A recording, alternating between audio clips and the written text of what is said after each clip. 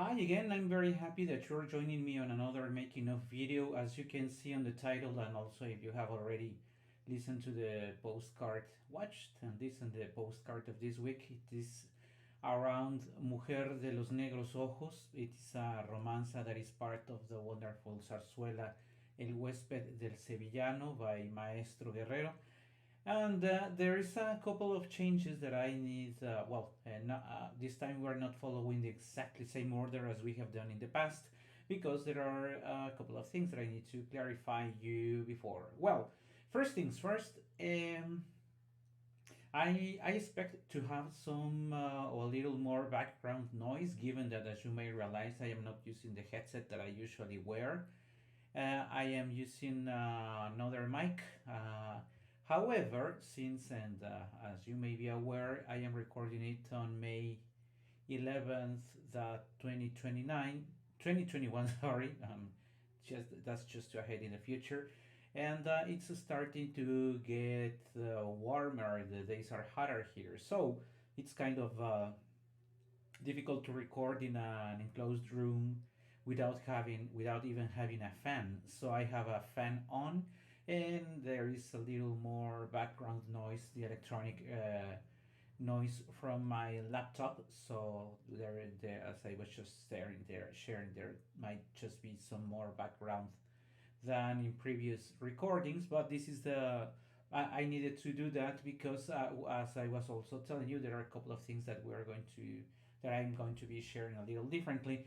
You know that right before we jump in detail into going through the score, I usually share with you the recording when available of the version that I heard first, and that made me fall in love with the given song, so that I wanted to include it or be a part of the 50 music postcards.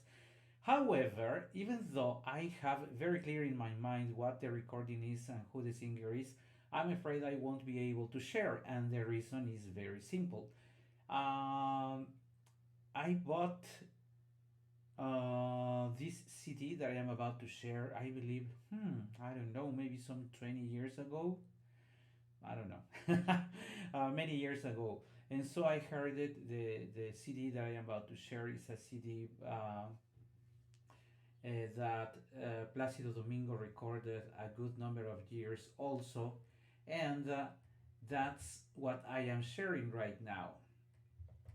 As you can see, this is the actual CD that, and I cannot be sharing the recording because you can see the owner of the copyrights of that of Placido Domingo's recording, and we don't want to have any trouble with YouTube deciding either to fool it with commercial spots, commercial ads, or even with deleting the sound. So that's why what I'm sharing with you, and I hope you don't mind, is that I am sharing with you this CD. I'm pretty sure that if any of you uh, is younger, maybe in his 20s, you may have never had a chance of having a CD. However, for those who were very fortunate of keeping these physical recordings of the singers and the operas, in these cases zarzuelas that we liked, they were also very valued by us. And I remember that since I didn't know a lot about zarzuelas, what I did when I had the chance of buying it or of finding it is that I used to. They usually have a booklet also. If you're familiar with that, they have a booklet, and I will start opening the CD and all that. So please don't mind if something gets a little messy. Of course, I can notice that you're already seeing some part of the shadow of the fan that I have on the roof. Also, never mind about that. But because the important part here is that I can be sharing with you the actual CD that I have in my hands, and as I was just saying, I think it was around 20 years ago. And I was also sharing with you that they used to have a booklet. The booklet you can see to the left, that I am trying to focus on the camera. Um, and also, of course, there is the actual CD, right? So, talking a little more about the booklet, what I wanted to share with you is that also you may realize that it's already not in very good conditions, has some use, worn out already, but that's what gives it more value because it tells us, or it makes me remember that there must be I don't know, a dozen, 20 or 30 times. And since I was not very familiar with most of the zarzuela romanzas in this city, I remember playing it on Sundays, and of course trying to sing it at the beginning, and but moreover trying to understand and memorize or following the lyrics. This is one of the booklets that has not only the words in the Spanish, but there are the words are also in other languages. In this case, there are some translations that are in German, and there are also translations into French. So this is the first time that I read the lyrics around de Mujer de los negros ojos, la de la trenza morena, mujer de los labios rojos como la flor del amor, mujer de perfil gitano que tiene sangre agarena, mujer de cuerpo pagano, eres llama, verso y flor. Raquel, tras de ese muro prisionera, mi amor, de tu prisión viene a librarte. Mujer, el que te dio su vida entera, morir sabrá por ti para salvarte. Those are the lyrics in Spanish. Very short. I mean, the lyrics are very short. The romance itself is not that short because, but the words, since they are very brief, they are usually repeated in the score. We will get into that in short. I just wanted to finish sharing with you the booklet, and I believe that sometime soon it might be thought of it as part of history, since I understand that nobody else uh, has or buys CDs now, which is very unfortunate, right? Because having the opportunity of touching them with your own hands, going through the pages of the booklet, and all that always gave us, at least to me, it gave me great joy. Unfortunate that as I was just telling you, I cannot share anymore given the copyrights of this recording. But going back to our content today, let's go now in detail with this splendid um, romanza from the Huésped del Sevillano. So, Mujer de los negros ojos. You may have realized, or you may have noticed, that on the score that I have here, the name of the romanza is Mujer de los negros ojos. On Plácido Domingo's recording, it's called Raquel. So if you want to look for it on YouTube, you may find it with either two of the two names, the Raquel, the name of the woman, or Mujer de los ojos negros. Okay, now let's jump into that, and let's go for right after the introduction, the music that opens the song. We go for Mujer de los negros ojos, la de la trenza morena. Mujer, now we go. Let me zoom in. Let me do something with the zoom so that we can have more of the area that I want to share. Yeah. When you go, Mujer de los negros ojos, la de la trenza morena, mujer de los labios rojos como la flor del amor. The opening phrase for me is absolutely amazing, and I should start translating. Mujer de los negros ojos means the woman. He's referring to a woman who has black eyes, and refers to her, in fact, in that way. You, the woman of the black eyes. He insists also with his physical characteristics, because the next phrase that he says is la de la trenza morena. And I just found out, thanks to the internet, that trenza, which I have never used in English, it's called braid.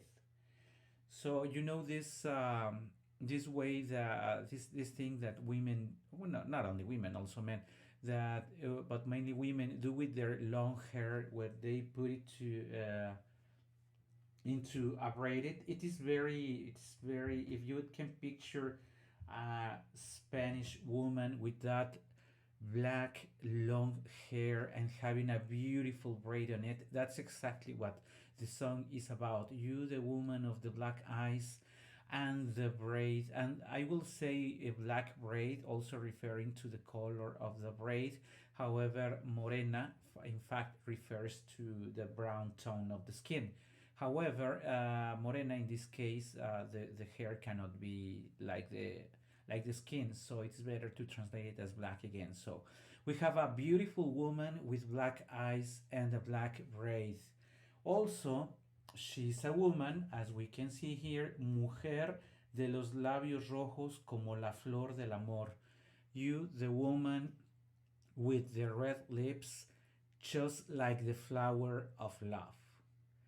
By just these three phrases, and we are moving ahead, by describing her as the woman with the black eyes, the woman with the black bride, woman of the red lips, just like the flower of love, we can see that the lover, that the actual singer is actually mad about her.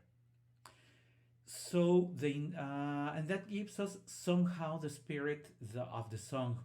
Mujer de los negros ojos, la de la trenza morena, mujer de los labios rojos, como la flor del amor.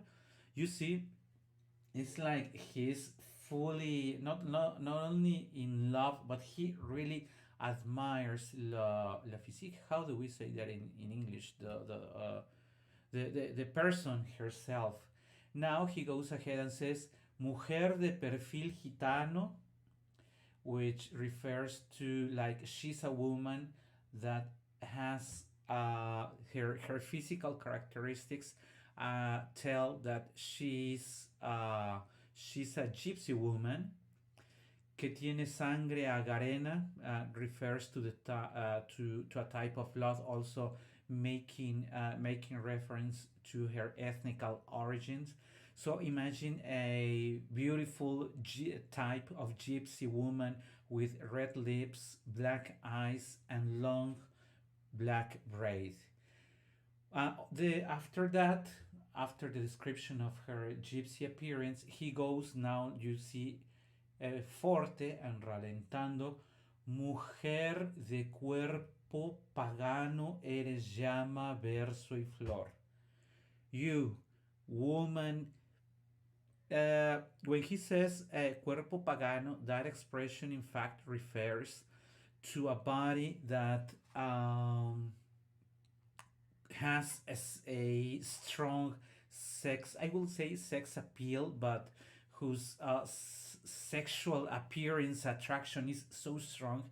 And it is not so difficult to understand that, because we come from saying that he's in love with a woman, black eyes, long black hair, red lips, gypsy appearance. As you can see, everything in her makes him fall in love. I mean, he's very, very attracted to her. So this woman with that amazing, beautiful body that attracts him so much, he's the flame, a verse, the verse of a poem, and a flower. And right after that comes the moment when he calls her name, but the very first time, and he does it softly, because you see you have a double P, we have a pianissimo there, and says Raquel. The name of the woman is Raquel, just as we saw in. That's why the name of the romanza in Plácido Domingo's recording is Raquel. Raquel, tras de ese muro prisionera. Of course, we need to understand the whole plot of the zarzuela to understand why he's saying that Raquel, the woman he has been referring to, is a prisoner behind that wall. Why is she, sorry, a prisoner? I really invite you to actually watch, look for it on YouTube or anywhere where you download or watch your movies or recordings, to actually see the whole zarzuela El huésped del sevillano, because it's very beautiful. That would give you a hint on why he refers to her as she being a prisoner behind a wall. And right after making reference that she's a prisoner behind a wall, he says, Mi amor de tu prisión viene a librarte. My love will free you from your prison. You see that way. Raquel, tras de ese muro prisionera, mi amor de tu prisión viene a librarte. And right after having said that he is going to free her from his prison, he goes to Mujer, el que te dio su vida entera. He's telling her, you woman, the one that gave you his whole life, that means him, me, who gave you my whole life, is willing to die. Now going softly again, pianissimo. Morir sabrá por ti para salvarte. You see, so what we have understood so far is that besides describing her in detail and why he's so attracted to her, and now that we understand that Raquel is prisoner behind the wall and that with his love is going to free her, he says, Mujer, el que te dio su vida entera morir sabrá para salvarte. You woman, the one that gave you his whole life, I mean that's means me, I that gave you my whole life, I am more than willing to die so that I can save you. Morir sabrá por ti para salvarte. Then goes back to Mujer de perfil gitano que tiene sangre agarena, repeating the description again.